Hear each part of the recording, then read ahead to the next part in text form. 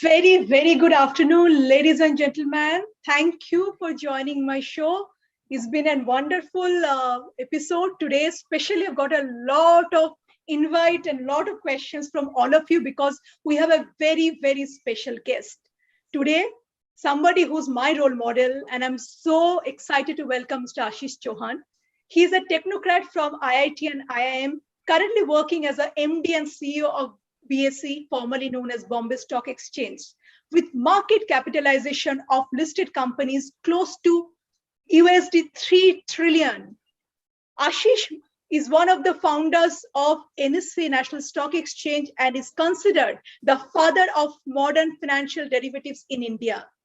Due to his work there from 1993 to 2000, he's also been the creator of Nifty Index and was a change and creating the first screen-based trading.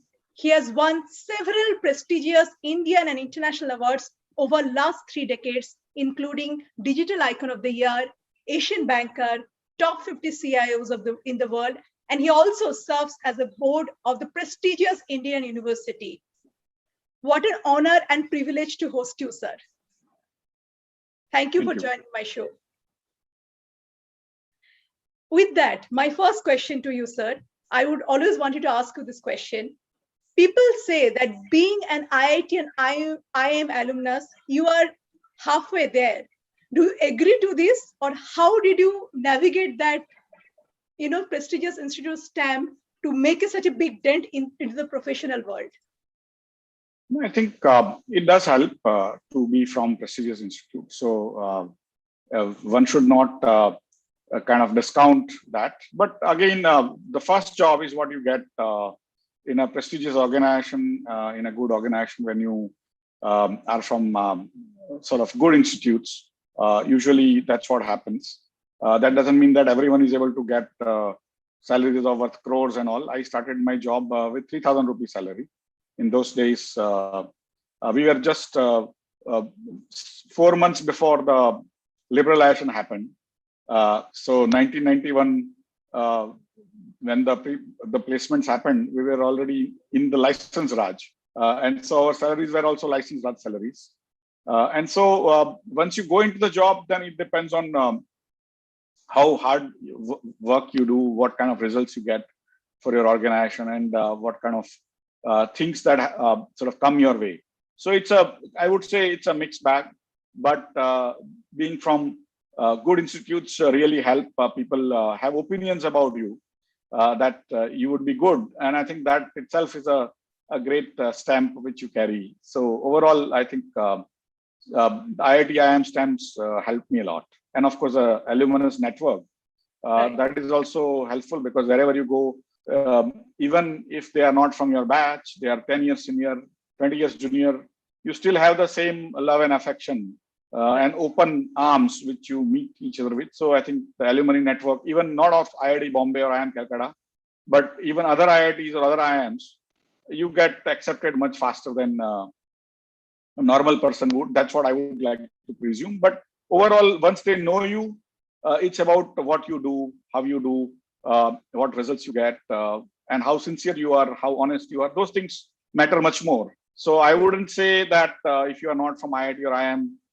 you don't get that. In fact, there are so many people doing a great job who are not from IIT IIMs. And for me, that's why it's always good to be from there, but that doesn't mean that you have to be from there to do a good job, right? Yeah, beautifully answered, Ashish. In fact, I think it helps you to give a landing, but at the end of the day, how well you are able to row the boat in the career path, and that eventually, decide your destiny. Thank you so much on this valuable piece of information. Now, Mr. Ashish, I just wanted to understand, since you joined BSE in 2009, you helped BSE to become the fastest growing exchange in the world with 6 microsecond response time, completed its IPO, revived its revenue, introduced mobile stock trading to India. You diversified in the areas such as currency, commodity, equity derivatives, SME, startup, mutual fund distribution, and many more such milestones.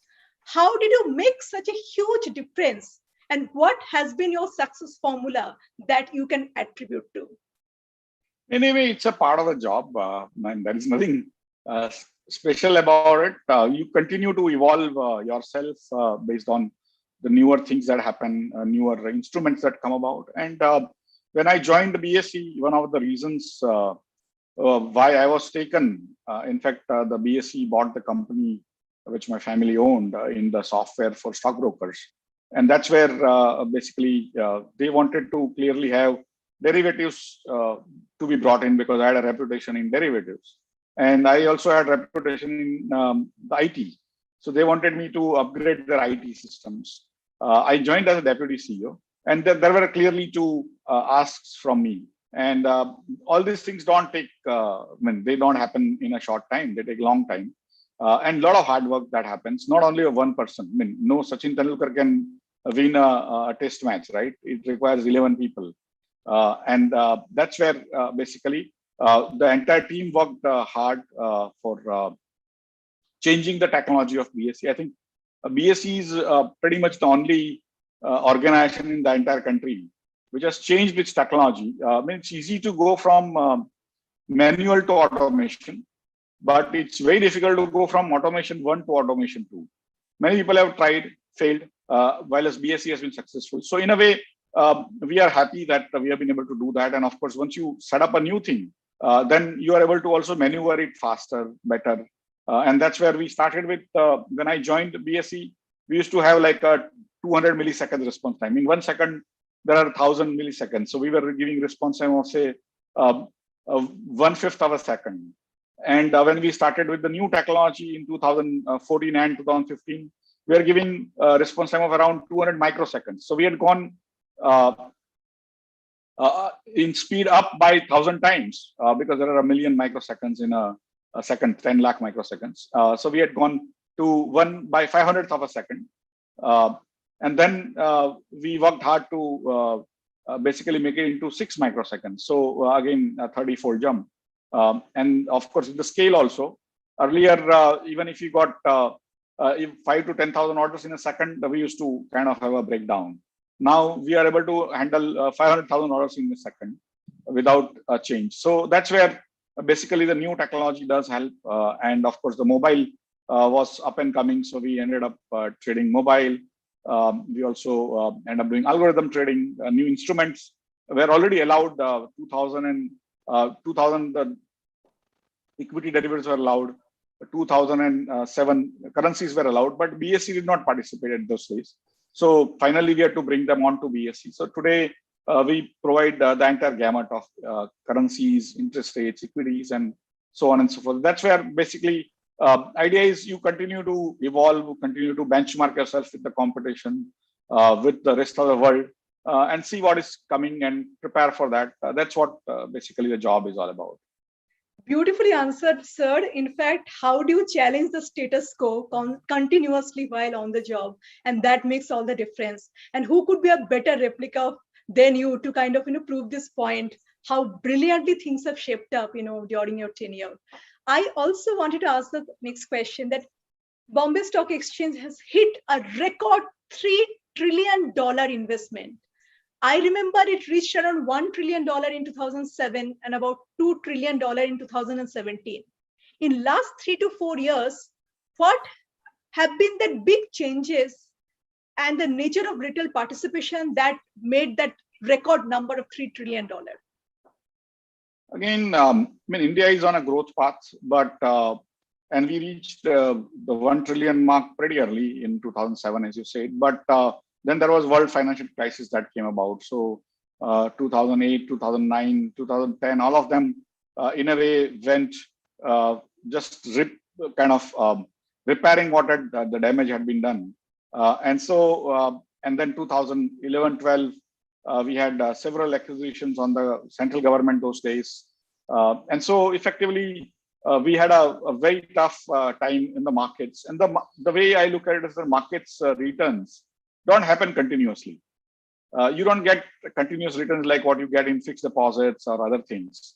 You get what I call clunky returns or chunky returns, where basically returns come over, say, 15 days or 20 days in a year. And then for the rest of the year, you are actually having markets going down a little bit or just staying there where they are.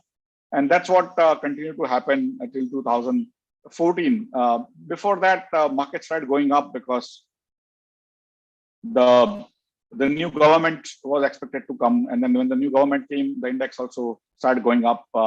And then we had demonetization, which ended up stalling the overall march a little bit. But due to the COVID, the markets actually went down drastically. From 41,000, they went down to 25,800, almost 40% down. And then when people realized that COVID is deadly, it is difficult, but India is doing better than what was expected, because India was supposed to do very badly with 300 million, that is 30 crore infections, and 100 million, that is 10 crore dead, as per our Indian experts of India, experts of Indian origin coming from US. People were really frightened. That's why market went down. And slowly they realized that India is not doing so badly, so the market started going up. So today, as you rightly said, we have hit the $3 trillion mark. And given the way we have created our own vaccines, we are giving it to literally 40, 45 crore people already by now. The world is watching. Even during the early phase of COVID in the 2020, we locked down fully, which saved a lot of lives. And we also sent medicines to a lot of countries, which also ensured that India has come out as a very responsible nation in the world. In the meantime, we also fought a small little war with China in Galwan Valley. We defended ourselves well. So overall, I think world is looking to India to lead it going forward. And India, in some ways, although with our per capita income being so poor, $2,000 per person per annum, compared to America's $66,000. It is 33 times larger they have, but their per million, per lakh or per million infections are much higher, almost 6 to 7 times higher than us. And even their death rate as a percentage is also very high compared to us. So either the Europe and West is not as rich as we think they are, or we are not as poor as we think we are. So effectively, that is how I see that scientifically, even in e-commerce, fintech. Today we are doing 3 billion transactions pretty much every month. If China doesn't do that, America is way below us. So effectively, in the soft infrastructure, we are doing really well. And I think all of us should be proud of the way we as society and all our governments, central, state, municipalities, everyone has managed this COVID well. Absolutely. I think you portrayed the very key point about, our participation in uplifting during this, pandemic time, how India's contributed. We are a nation which is a huge, tremendous round of opportunity with, of course, per capita income will gradually is growing up. We are doing a 3 million transaction a day. That is the kind of benchmark or where we're actually moving to. And we will definitely make it big in coming years and coming days. On that note, thank you so much for that brilliant thoughts and brilliant answer on that note. My next questions I wanted to ask you: how can we increase the average household saving in the capital market from the current number to more of a double-digit number, so that we don't need to depend on the foreign institutional investment that much? No, it's I think a very good point. Last almost 2 decades, we have been talking about financial inclusion. And we were talking only, we were not doing much. Because there is what I call a talking circuit, where all of us spend a lot of money just talking everywhere. But nothing happens. And suddenly one day, things start happening. And that's what happened to India around 2014. The new government came, they we're trying to figure out actually how to do it. And they created this Jan Dhan Aadhaar Mobile Trinity, where almost 35 crore accounts were opened in 1 year itself, which had not been opened in literally since independence. And that's where I think it brought a lot of people into the financial system. And that basically opened up people who were never doing banking, people who were not doing any formal finance. They started coming into the markets, and that's where I think overall the markets opened up. And then the demonetization happened, which actually gave a fillip to the automation, because we were having 3G, then 4G, a very low cost bandwidth in every household. and that put India in literally 21st century. As I said, America is in 20th century. India suddenly moved on to 21st century. And that basically demonetization forced people to go for the new innovative mobile-based solutions like Paytm and other wallets and Google Pay and other things. And when the COVID came, it ended up giving even more fillip because we were already ready as a society to trade through e-commerce, mobile commerce. We didn't go through e-commerce in terms of the computer-based buying, selling. We straight away went to the mobile-based commerce because none of us could afford the computers, or not most of us. But mobile, everyone actually uses, right? And so that is where I think we started watching movies on our mobiles, and we started buying, selling things which we are never even thinking of buying. We start looking at them and stuff like that, right? So, but the commerce part of it helped. And so when the COVID struck, a lot of people were sitting at home, watching television, and they always had the aspiration to trade in markets, invest in markets, but they did not have time because markets work from 9 to 3:30, and that is also working time. So nobody got time. When they came back home in the evening, the market was actually not functioning. So they understood that this is the right time they can get involved in the market, and that's where before COVID, I think around February or March, we had 4.9 crore investor accounts. Now we have 7.4 crore investor accounts, right? So literally 50% or more has come in over last 18 months. For 145 years, we worked hard to get that 4.9 crore.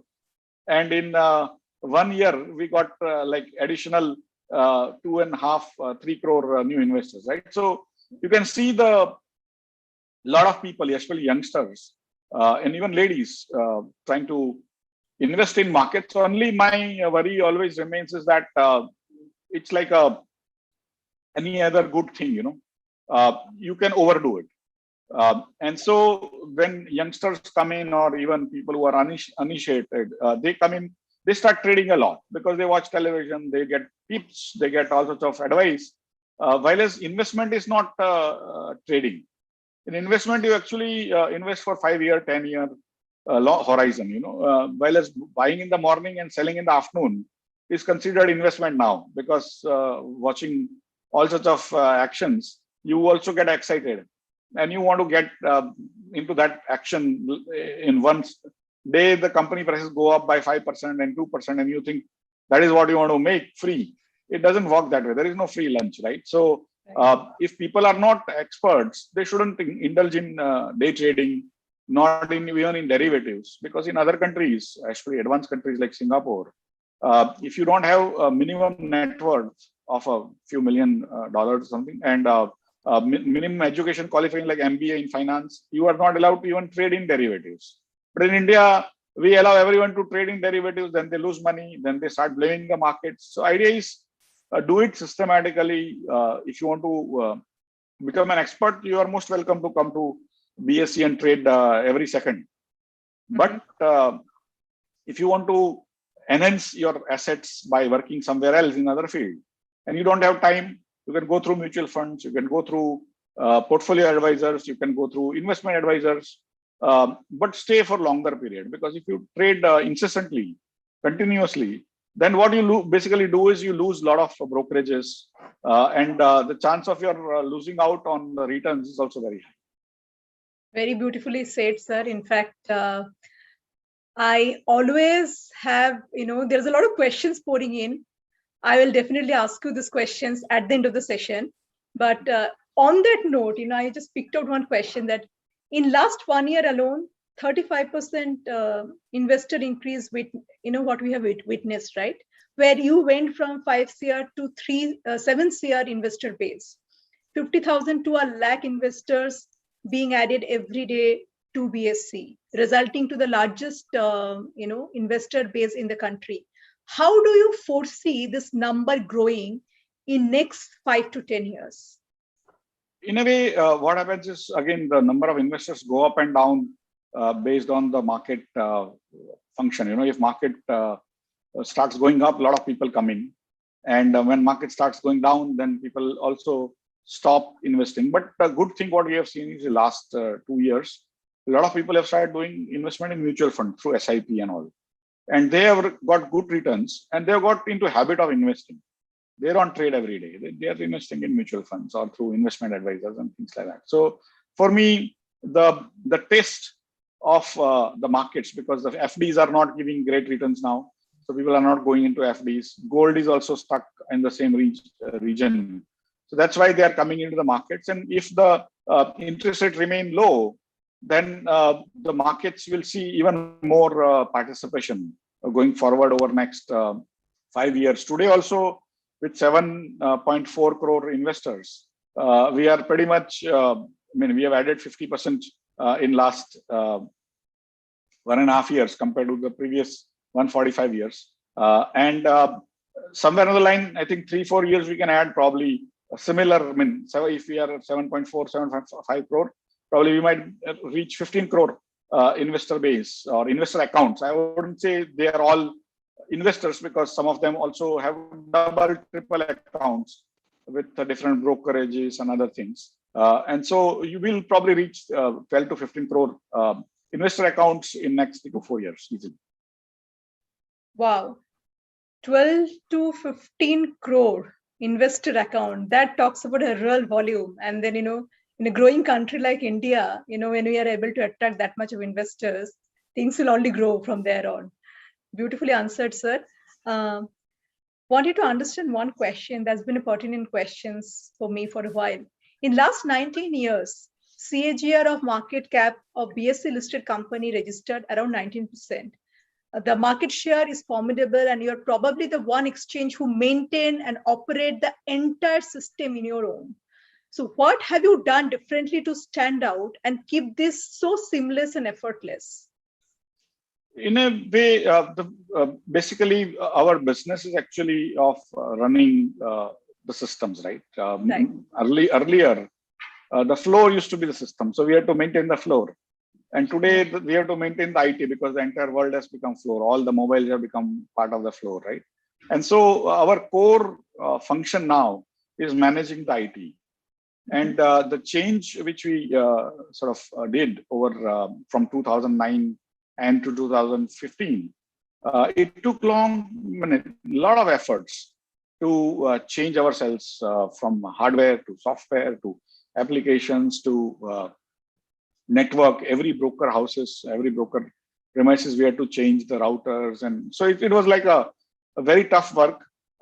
And people had written off BSE because NSE was kind of there, and of course there were other new competition that was coming. So people thought BSE will close down, but the BSE team worked hard because they also wanted to survive. And we also brought in a lot of experts from outside to work for BSE.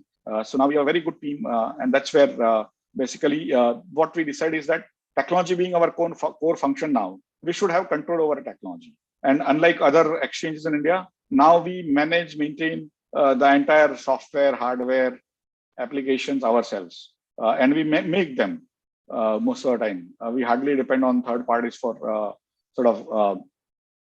hardware and network related activities. But otherwise, we are in a way reasonably good at managing our own technology. It does pose a lot of challenges, because maintaining IT team is not an easy task, because there are other people who pay them very large sums. And so we have to continue to update ourselves, our employees in IT. And that's what we continue to do. So it's not an easy thing, even now, to maintain that level of efficiency, that level of sophistication, and continue to be the world leaders itself is a challenge. And you need to employ things which are low cost or zero cost. Like we entire trading system of BSE works on Linux, which is a open source operating system. And so we don't pay as much, even 10-20% of our competition at the same scale or same complexity. So they have to end up spending 5 times, 10 times, sometimes 20 times more than what we spend. on various things, and that actually keeps us competitive. Beautiful. I think technology today, people say that technology is the best way to bring people together. And I think you have the way you have kind of evolved. It not only brought people together, invested together, it also, give us the confidence to actually, look up to the future, which is still so much bigger than what is today. So wishing you all the very best on that line. Thank you. On that note, sir, I wanted to understand, I remember in one of your session, you said that people get confused with the volume of trading rather than value creation of trading. So what is the value creation you are trying to inculcate, and how you are trying to do that? What is the roadmap for the same? One of the reasons why I'm talking it to you is also to sort of put in that philosophy, and that's I told about not trading in derivatives or not trading incessantly. It's the same thing. See, many times we get impressed by people running fast, right? But if they're running on the treadmill, they're going to reach nowhere, right? They're going to stay at the same place by running fast. Right. Whereas even if a slow walker, if they walk on a road, they can go far, right? And so basically for me, getting impressed by people trading a lot, a volume of trading, doesn't get anything to any economy. It is only allowing people to trade because it's easy to trade or it's low cost to trade. There is low friction. But that doesn't mean that any value is getting added. Like I gave an example in one of my talks yesterday or day before, saying if you were having a company whose shares get traded like 100 crore every second for next 10 years, but it gets you no returns. Right. For next 10 years, no returns come out of it. The company makes no profit. Do you think that company is worth it? Vis-a-vis a company which trades not even 5 lakh rupees a day, but it's shares. But every month it's making 4-5 lakh rupee, 10 lakh rupee profit. Then in 10 years time, you can see the value that they've created, right?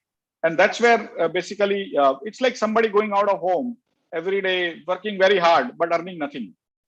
And everyone thinks that, oh, he's or she is doing so much hard work. But finally, earning is what counts, right? To run households.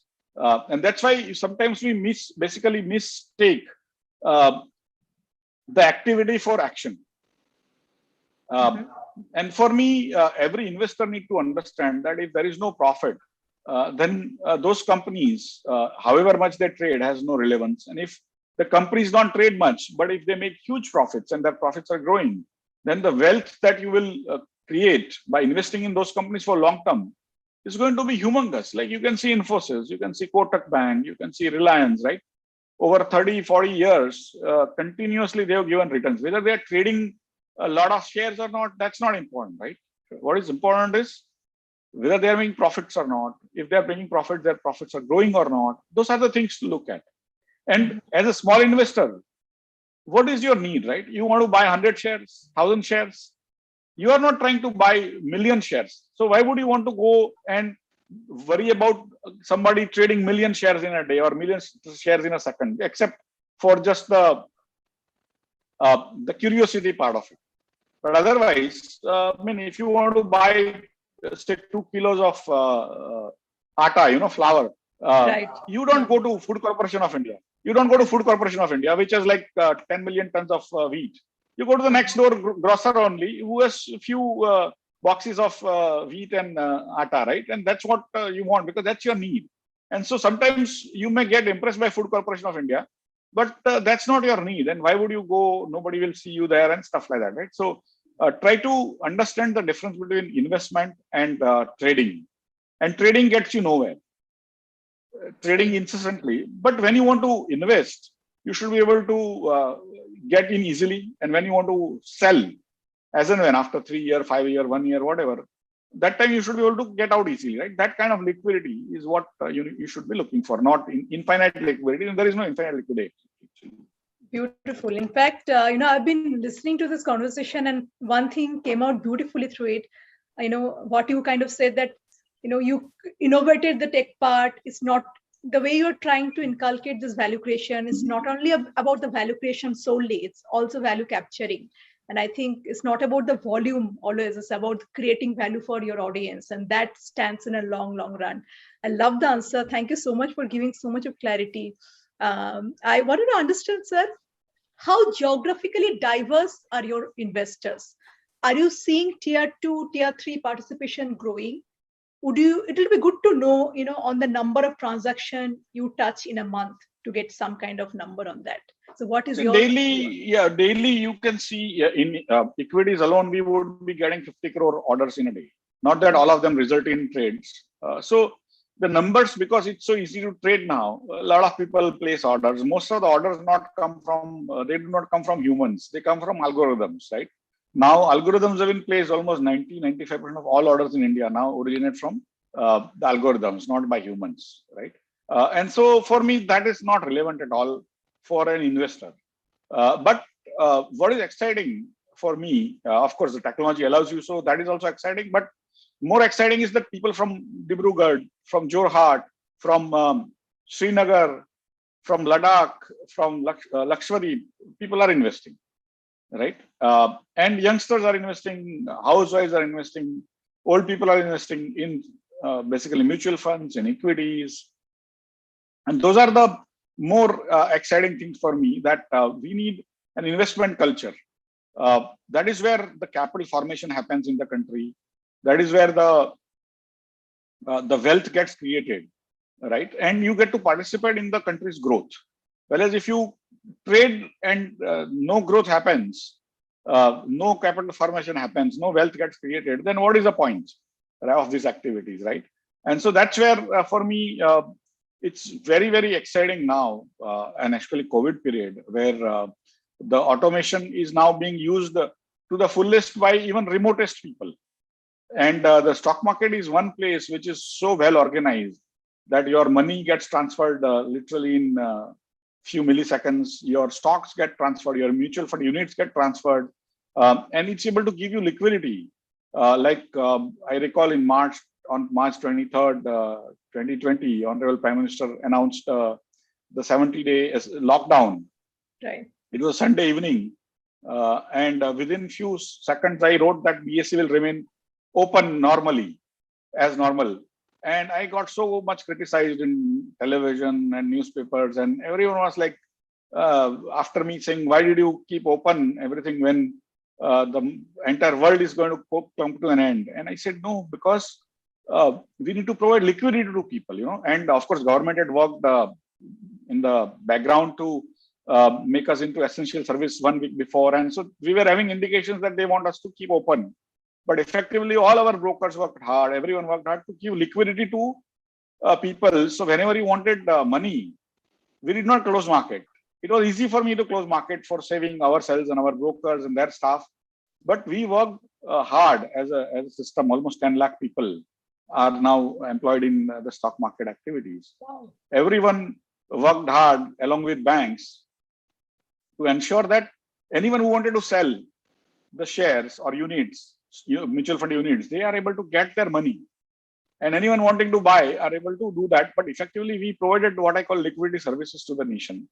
And that is where the markets, if you had closed down the market, you don't know what is the asset price you have. You cannot come out, right? What will you do? Right? And that's where people started appreciating after a few days. Markets went down, but they came up also equally well. And then they started appreciating them. No, this was a correct decision. But when it was taken, it was looking very odd that how stock market guys only want to trade and they want to speculate and all. No, this was basically in the interest of the investors, so that they are able to, because in tough times when you lock down, you require money sometimes. Very true. And you can see that you have a 5 lakh rupee portfolio, but you can't sell because market is closed. How frustrated you would have felt. Mm-hmm. At least some money came out, something you sold. Right? Yeah. And that is how some decisions look very counterintuitive. But overall, the governments also work very, very hard on all this, managing the society. Absolutely. In fact, I think one quote, it reminded me while I'm listening to this piece of information, one quote came to my mind that, first people will laugh at you, then they'll criticize you, then they'll salute you. I think the decision of keeping that BSE open during that lockdown period actually was an amazing decision, which kind of made everybody, the nation, saluted, because I made a tons of money during that time when the market went down. And I think I had that confidence to do what I'm doing today, because the kind of money multiplied in a few months in a beautiful way. Thank you so much. I've been thoroughly enjoying this conversation. I think the single greatest edge an investor can have is a long-term orientation, and that came beautifully through this conversation, Mr. Chauhan.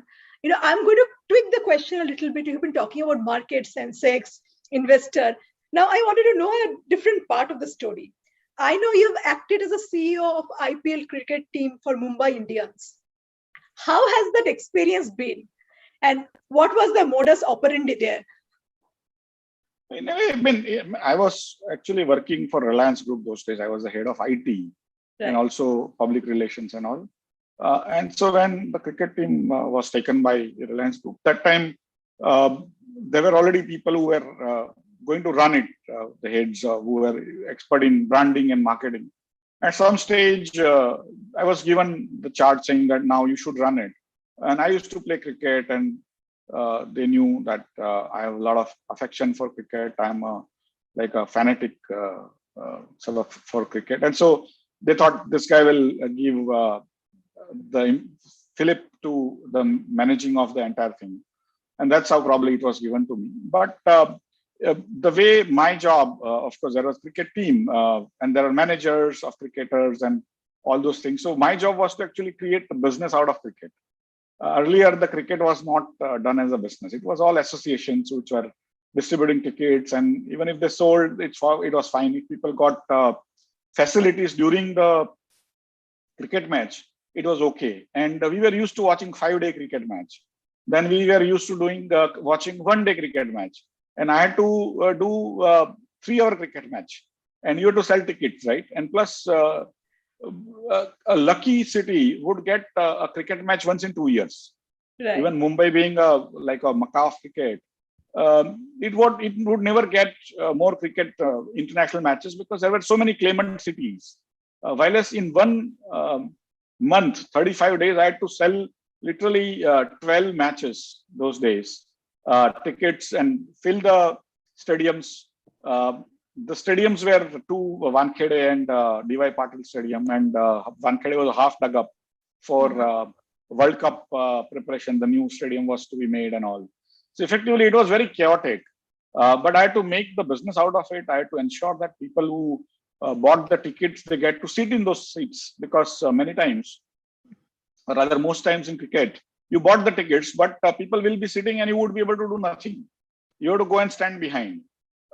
And that's where we had to create like a multiplex kind of a framework, get popcorn on the stands and pizzas when you're watching. So we created a lot of new things. Of course, the terrorism was at peak. So we had to worry about moving people in and out. We had to sell the real estate on the t-shirts, the marketing companies. We had to kind of sell the logos and earn. Sort of my job was to basically one side run the cricket team, ensure their logistics happen, their travel happens well, all their food is taken care, and their masseurs are available, and then physios are available. But the other side was also to create business out of cricket. And so fortunately, it was an interesting experience. And then next year we had to go with the team to Africa, South Africa, for almost 70 days. So that was also a very interesting time where I could spend time with the cricketers. In the first season, it was so hectic and very, very fast that I couldn't spend. And we never stayed together because I was in Mumbai. And so I would go home every day, while as they will go to the hotel. While as in Africa, we all stayed together. So it was a different experience. And at the same time, you have to understand that your job is to make or try to make money out of that activity, right? So it was not to play cricket, but to ensure your customers are satisfied, which is all the viewers, all the people who watch it through television, all your commentators, all your cricketers. These are my customers, right? And so that was a different world altogether. But it was fun till the time I kind of stayed in Reliance. After that, I joined BSE in the third year of IPL. Then Where I you became a spectator. I know, I'm sure that will be a very amazing experience. Were you a cricket player from childhood as well? Like we all went played roadside cricket during our growing Yes, up yes, years. yes. No, I used to be very, I mean, reasonably good in cricket, and I used to play in Mumbai also. Wow. When I came to study, and also I started doing job, I used to play corporate tournaments and also. Cricket is something I grew up aspiring to be a cricketer, but Wow. I couldn't become. At the same time, luck had that I became part of the initial team that set up Mumbai Indians. Somehow people say if I have some dream and eventually there is a way you sort of be along with it, like with the Mumbai Indians team and then doing it. I'm sure you are like multi-talented, sir. You are like jack of all trades as well as master of all. I didn't know this cricket part of your story. So on that note, the last two questions before we take the live Q&A, you have won several prestigious award, Indian and international award over last 3 decades, including the Digital Icon of the Year, Asian Banker, Top CIOs. You have also served on the board of the prestigious Indian University, including IIM, NIT, NITs, etc. I think recently also I saw your post on LinkedIn being the Vice Chancellor for Allahabad University.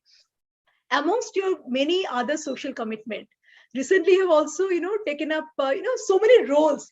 I want to ask, and I ask this question to all my guests on my show: what has been your success sutra?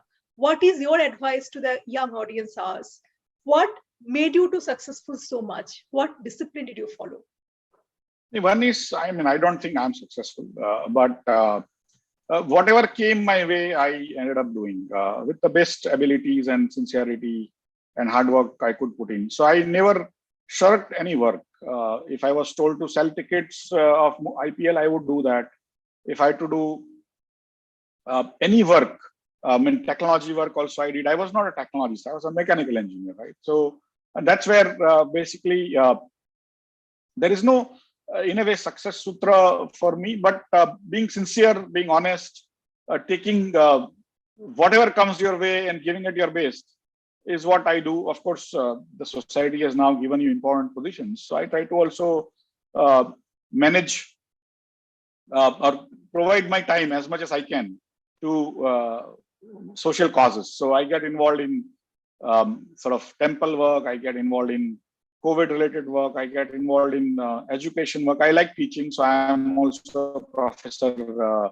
I mean, I've been teaching since 1998 in various Indian colleges, but I also now professor in UK colleges, in Nottingham University, in Ryerson, Toronto, a Canadian university. And now I've been also appointed as Chancellor of University of Allahabad, which is one of the most prestigious and the oldest university in India. Right. And so this is basically the society's way of giving you that honor, and also, of course, society expects you to contribute back. And I try to do it as much as I can within whatever time I have available. So that's how, I mean, there is no sutra in a sense, but idea is to work hard, sincerely, honestly, and somewhere on the line you may not make billions of dollars, but if you're sort of like me, society takes care of you. I mean, I never started expecting to earn anything much in life, and somewhere today I am in a better financial position than I started with. So I mean, I'm very thankful to the society for appreciating what I do and giving me interesting work, but they've taken care of me. I mean, every part of society, wherever I worked, there has been appreciation plus money, right? So I wouldn't say I have not sort of made money, but it is because you try to do something good, right? That is what makes you more satisfied. Beautifully answered. In fact, the higher we are placed, the more humble we become. That is one quote came beautifully through this conversation. And being so successful, still you are very humbly saying that the day I know that the day you become more humble, that day you become that much successful. And there are so many more people look up to you, sir. the kind of work you have done, the kind of way you're giving back to the society. It's a beautiful journey so far. And with that, the last questions I would like to ask before we go on a live Q&A questions. So the Bombay Stock Exchange, the Sensex, BSE Sensex of India is a lifeline, dating back 140 years before. It's been the oldest exchange. But you, after you sort of took over, you completed this IPO, you have done some amazing work on the SME side, startup side, the currency, commodity, equity derivatives. How you thought out of box and you brought such amazing innovation to this platform. Like everything you do it in a beautiful grace and smile. So what is that inspired you to kind of made a difference? I think in some ways it's about team, right? As an administrator, you don't have to do everything yourself. And even ideas don't have to come from you, but you have to be sort of humble to listen to others, even from your competition, from other countries, other examples, and try to sort of implement in your area with your other colleagues, right? And that's what actually life is not, it doesn't require too much brilliance. What it requires is your open mind, right? And that's how I look at it, that my experience has been that you don't have to be the best brain in town, but you have to be the most sort of curious brain in town. You have to be the most humble person in town. Then people come to you, you listen to them, you try to add on that, you try to explain to them and kind of get the answers. And then you have to again tell them to do the same thing. Because although idea is theirs, you allow them to do that. Many times bosses don't allow you to do sort of newer things, right? And so what I learned from my bosses, when I was young, my bosses allowed me to sort of set up MSE, right? Do satellite telecom or screen-based trading, first time in India. And they had tremendous confidence in a 25-year boy, that was me, who was actually a mechanical engineer, not even an IT engineer, to do that. And so you realize that the bosses and everyone else also keep on watching you. And they give you sort of ideas, and they also promote you many times, right? And that's how life happens. You don't have to be the best of anything, but if you keep your minds, eyes and ears open, mind open, be humble, you get to pick up other people's ideas and work with others to get it implemented. Beautifully articulated. I think one very key point came through this conversation, that intelligence is actually the ability to adapt to changes, being an open mind, because once we learn to be open-minded and respectful to people, I think rest everything falls in place. And your leadership has actually, given the beautiful witness on that. Thank you so much. We, almost to the end of the conversation, we have been getting a lot of questions and answers.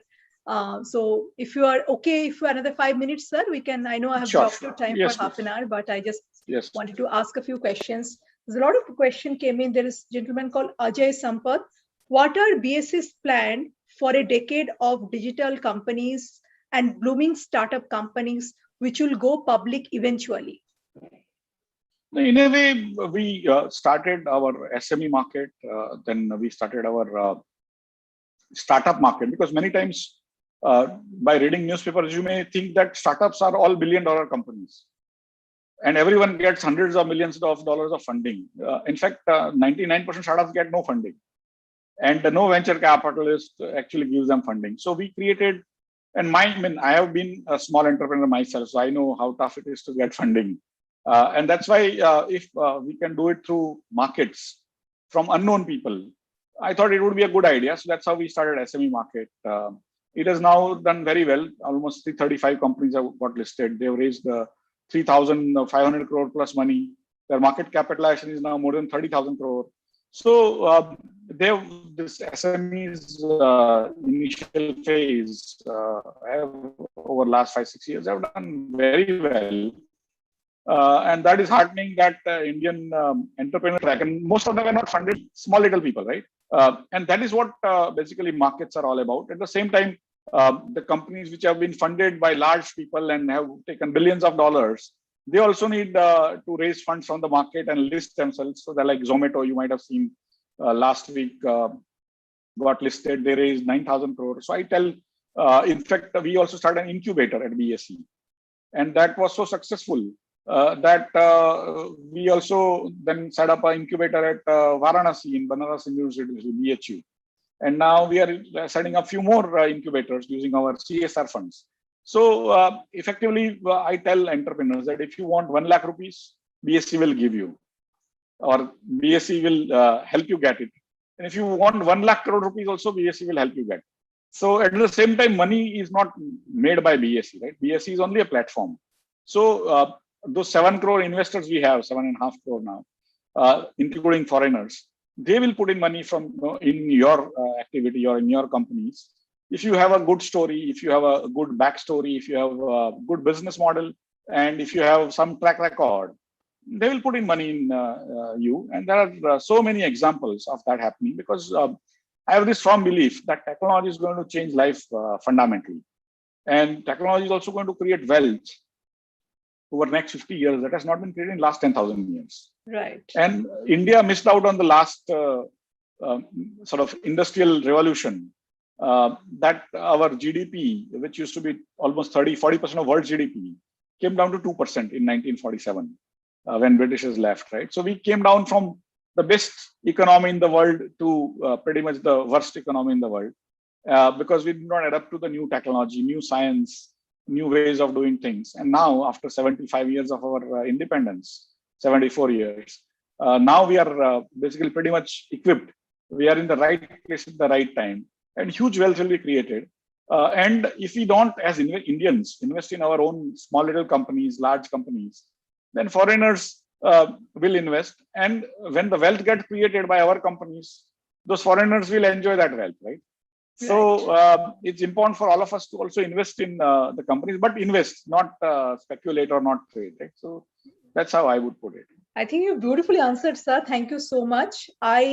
There are thousands of people watching and there are so many questions. It's very difficult to pick and choose the right question, but I'm just picking up 1 or 2 good ones. So somebody came called Suresh Kurapatti. He came out with a question that, what is your suggestion for young investor who does not understand the market that well? See, I think if you don't understand the markets well, you are, I think, on the right track, because most people don't understand the market well. In fact, people who come on television or who write great sort of articles, they also don't understand markets well. So I think at least you are humble. You have accepted that you don't understand it well, which is a great thing. And then you can take help from experts, like investment advisors are available. Then you can also go to mutual funds, because sometimes what happens is any company you invest in, you need to understand the company very well, about the company's products, company's markets, company's customers, economy, how it's going to work, how the world economy is going to work. All sorts of things you need to keep in mind. And many of us who have other jobs, we don't have that time. Even if we have the education to do it, we don't have the time to do it. So we may want to go with the experts. And if you have the time, you want to understand or you want to gain that skill, then you can listen to many courses that run by BSE Institute or even other places. There are YouTube courses also available. There are paid courses available. So you can participate to understand. And everyone should have some knowledge of what is a company, how to read a balance sheet, how the profit and loss account works, what are the problems with those numbers, how people make mistakes, or how people cheat other people by giving wrong numbers. All those things you need to also understand. And then if you think you are ready about investments, then by all means you can do even investment on your own. But I would rather, for first few years, I would request you to have some guide, like when you learn to drive. Driving is a very hazardous activity, right? So you have somebody teaching you in the training school for 15, 20 days, 30 days, right? Then you get that learning license, and then you get a license. Similarly, here also, doing everything yourself may actually make you lose money and also give you wrong experiences. Absolutely. I think beautifully articulated while I was listening to you. Investment is a knowledge which pays off in a best interest in the long run. So if you're actually, really interested for the investment, go to this courses which BSE offer and various other institute offers, get trained, get a coach, and start small, because the long term actually pays a long run, long benefit and long return in the long run. On that note, sir, the another gentleman called, I think, sorry, I'm not able to read the Mata Prasad. He's saying that, what are BS's plan for a decade of digital, sorry, this is the question I've already asked. SEBI's various action taken in the recent past, making stock market job difficult and creating disruption, or do you think it is investor friendly, especially from safety point of view? Did that make sense, sir? Yeah. So you answered your own question that basically, if a child wants to basically jump from 2 feet height, it's okay. But if a child continues to jump from 20 feet height, then the parent have to do something to make it safe, and so that's what, whenever there is over speculation, a lot of over trading that happens, SEBI tries to come out with safety mechanism. They try to increase margins, or they try to tweak the systems which have been, there were loopholes in the system where people were able to, by putting 1 rupee, they were able to leverage themselves 200 rupees. And so 100 times more leverage actually ruins the person, because if the market moves by even 1%, you lose your entire principal. And that's why SEBI doesn't want the brokers to fund you, even for margins. Some brokers are funding and many times the child doesn't like it. They think it is a attack on their freedom, right? But the way ultimately SEBI's job is to ensure the market is safe and to the extent possible, because ultimately it's your money, your decisions. You make mistakes, but in India we have a peculiar framework, that whenever an investor makes money, it is their own brilliance. But when they lose money, they go after SEBI. That SEBI, now you get me back my money, and that's why SEBI is also a little more careful in allowing rampant speculation. Already, you know how much India trades every day, almost 50 lakh crore rupees a day. Wow. Now, when that is what I kept a secret, is because if you get to know this, you will start thinking that what kind of business we are running, what kind of markets we are running. We are over trading. And that's where basically SEBI had to take such a decision. That doesn't mean that speculation has come down. People are trying to find some newer ways to overcome those hurdles. But overall, I would say that if you're an investor, this is all not going to hurt you at all, because you pay your money, you get your stock. SEBI is not even touching that. Only thing, when you are speculating, you are buying, selling derivatives incessantly. That is where all this intraday margins come into place. So for investors, this has no relevance at all. For speculators, again, if you are in what I call reasonable controls, then there is not an issue at all. If you're paying your own margins, then there is no problem. And there were also some brokers who were also using customer money for their own speculation. So SEBI has also stopped that. So many brokers don't like it, and they tend to tell you that it is against your interest. Like many Adatyas telling farmers that getting money directly into farmers' hand is against farmers' interest. Right? And so those kind of things happen. So we have to be really careful on what we wish for. Sometimes what we get, what we wish for, if come true, then it may hurt us, right? So be careful on all that. Okay, ladies and gentlemen, I'm getting a lot of questions. I'm sorry I won't be able to take, because I have blocked sir's time for half an hour to 40 minutes. It's already 1 hour. The last question, and before the end of the session, one question came from Kartikeyan. Is saying Sensex is a bubble game now, or is it going to grow consistently and be persistent with the growth? What is your expert feedback? And also the same person asked another question. Why one should choose BSE over NSE? I'm sorry, it's a tricky one, but I worked for NSE. I worked for NSE, and I now work for BSE. So there is no, both are equally good. There is no special. Only thing is BSE is faster. They give you better service, and they focus more on investments. So if you are wanting to increase your wealth, then come on BSE. If you want to lose money, then go somewhere else. Right? That is how I would put it. And nobody can stop you from losing your wealth, right? So it's your choice, and how you do it is fine. And the first question was on that. What was the first question? The first question was that, is the Sensex a bubble game right now? Yeah, so in fact, I have been hearing this, that stock market is a bubble game since I was a child, right? And it was basically was called Satta Bazar. It was a very derogatory word. Satta is a derogatory word. Even Dalal is a derogatory word because of that. But what happened is in 1979, if you had invested 100 rupees in Sensex companies, today you will be owning 53,000 rupees. From 100 rupees to 50,000 rupees. Plus, all those companies give dividend over those 42 years, right? That dividend itself would be additional 17,000 rupees.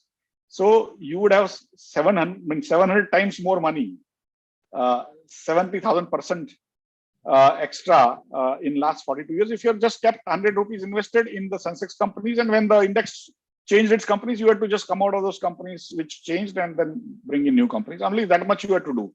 No extra brilliance, nothing, no understanding. Why it happened is because India grew at average 6.5–7%, right?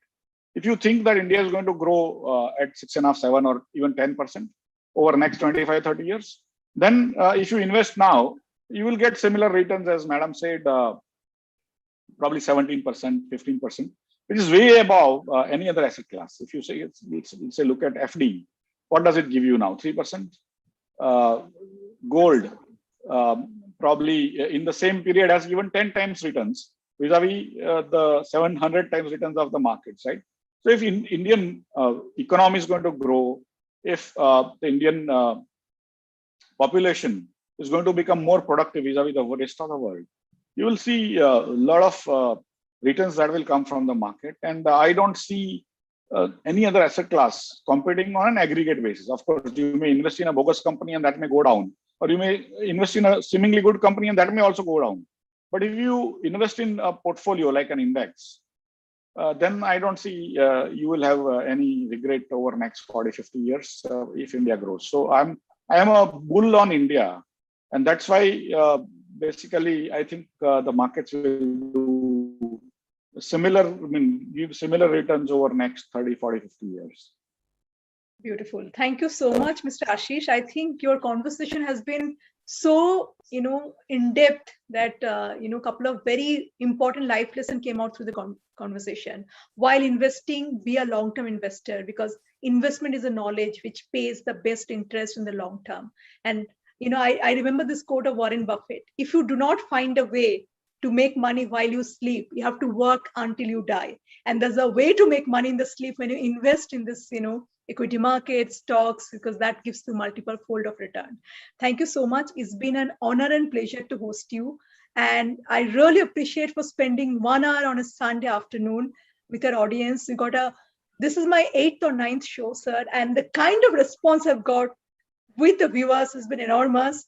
My gratitude and my honor to host you. Thank you so much for being a part of this. Thank you, madam. Thank you. So nice of you. And I hope this was useful to the audience. It was very, very, very useful. A lot of learning, a lot of knowledge, a lot of life lessons, and a lot of clarity on the thoughts. Thank you so much.